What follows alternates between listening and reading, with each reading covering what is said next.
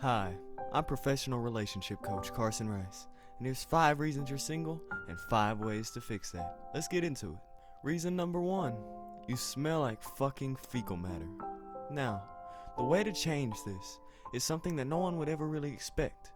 Something that no Redditor has ever dared to do. Get your fucking ass in the shower, you smelly piece of shit. Reason number 2 on why you're single. Stop fucking robotic lobster sex dolls. Each time you fuck a robotic lobster sex doll, with each thrust of your cock, the lobster pinches off half an inch of your wiener. And with each inch that's taken off, you are being closer and closer to being known as the man with a micropenis. Unless you already have one. But if this behavior continues, you might as well go ahead and tell your future wife that you are a cuck. Because either way, you will not be the only one that's giving her dick every night. Reason number 3 on why you're single. You're trying harder than King Kong, attempting to jerk off 6 elephants whilst fighting off a tribe of lethal warriors inside of the Amazon rainforest. Now, if this behavior continues, your woman will completely leave you alone and abandon you.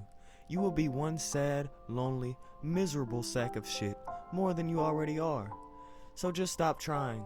Leave the bitch on red, cheat on her, and follow all of Andrew Tate's advice.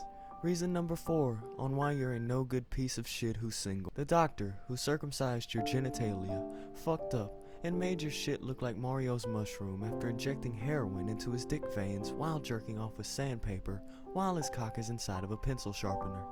Now, if this is the case, do every woman on earth a favor. Stop chasing after them and turn on that Fortnite porn that you have saved onto your computer. Don't lie, we see that Fortnite porn, you Rule 34 fucking fiend. Ha ha ha. Reason number 5 that you should probably fucking kill yourself. Ha ha, excuse me. I mean reason number 5 on why you're probably a no good pathetic sack of shit who lives in a basement and will never get any pussy in his life. You're a pathetic soy boy who has never let his girlfriend get fucked by dozens of other men whilst in a chastity cage, whipping the pink Lamborghini on the ops block after taking a handful of Xanax. Now, if you've never done this, I'm sorry to say, but you will never have a woman. There is no fix for this.